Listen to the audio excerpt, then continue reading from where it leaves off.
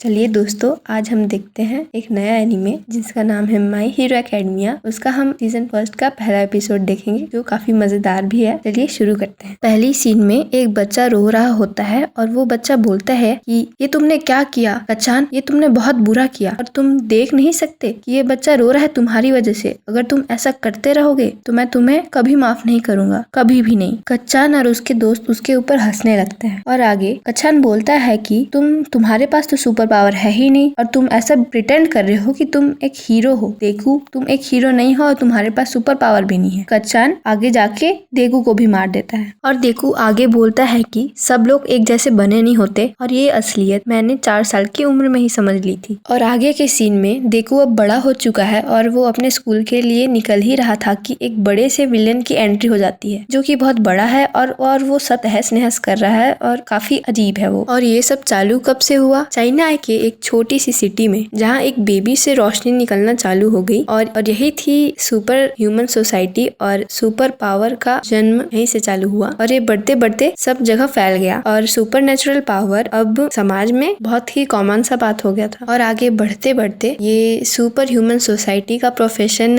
Of course hero बनना ही होगा। अब आगे की सीन में एंट्री होती है एक सुपर पावरफुल हीरो की जिसका नाम होता है डेथ आर्म्स, जो विलेन से लड़ रहा होता है और लोगों को बचाता है और तहस नहस करने से विलन को रोकता है। और एक और हीरो ने एंट्री मारते हुए सभी लोग को रेस्क्यू करना चालू कर दिया है। हीरो का नाम है बैकड्रॉप जो कि रेस्क्यू स्पेशलिस्ट होता है और सभी लोग को बचाता है। और बीच में एंट्री होती है एक हीरो की जो कि एक पेड़ की जैसा होता है और जो बचाता है विलन लोग से। और बीच में टांग अड़ाने आ जाती है माउंट लेडी जो कि बहुत बड़ी होती है और पूरा क्रेडिट ले लेती है विलन मारने का, पॉपुलैरिटी के लिए, फेमस होने के लिए। तभी देखो एक फैनबॉय की तरह उनके पावर्स नोट करते रहता है, उनके वर्क्स के इंफॉर्मेशन निकालते रहता है क्योंकि वो भी एक दिन उन्हीं के जैसा एक हीरो बनना चाहता है जो विलन से बचाए लोगों को, लेकिन बेचारे के पास क्वर्क ही नहीं है। अब आगे के सीन में स्कूल का आखिरी दिन दिखाया जाता है और सभी लोग अपने फ्यूचर प्लान के बारे में सोचने लगते हैं। तभी टीचर बोलते हैं कि तुम लोग के पास तो अच्छे क्वर्क्स हैं तो तुम लोग तो हीरो कोर्स में ही जाओगे। इसमें तो कोई पूछने वाली बात ही नहीं थी। और आगे ही कच्चन हंसते हंसते मजाक उड़ाता है अपने क्लासमेट्स लोग का और बोलता है कि मैं इन लोग की तरह नीचे नहीं रहने वाला, मैं इन लोग से आगे बढ़ जाऊंगा। और तभी टीचर बोलता है कि मुझे सही से पता है बकुगो कि तुम्हें यूए जाना है। और क्लास वाले शॉक होके बोलते हैं अरे वो यूए जहाँ वो top 2nd school hero course का। और कच्चन बहुत प्राउड होते हुए अपना तारीफ करते हुए बोलता है हाँ वही यूए जिसका मैंने मॉक टेस्ट भी पास कर दिया और मैं पहला इंसान हूँगा इस स्कूल से कि मैं यूए जाऊंगा। इस स्कूल से पहला इंसान हूँ मैं, समझ में आया? वहाँ जाके मैं जरूर ऑल माइट से ज्यादा अच्छा स्ट्रॉन्ग बनूंगा और नंबर 1 हीरो को सरपास कर दूंगा। फिर बीच में टीचर फिर टोक के बोलता है अरे मिडोरिया तुम भी यूए जाओगे। उसके क्लासमेट सब हंसने लग जाते हैं क्योंकि उसके पास तो क्वर्क ही नहीं है बेचारे के पास। देखो के पास क्वर्क भी नहीं है और वो कैसे जाएगा यूए। और उसके क्लासमेट्स बोलते हैं कि तुम्हारे पास तो क्वर्क ही नहीं है, सिर्फ पढ़ने से तुम हीरो नहीं बन जाओगे। और बकुगो बहुत गुस्से में मिडोरिया को देखता है और बोलता है तुम तो मत ही आना यूए और तुम अप्लाई भी नहीं करो यूए के लिए, तुम उसके लायक भी नहीं हो।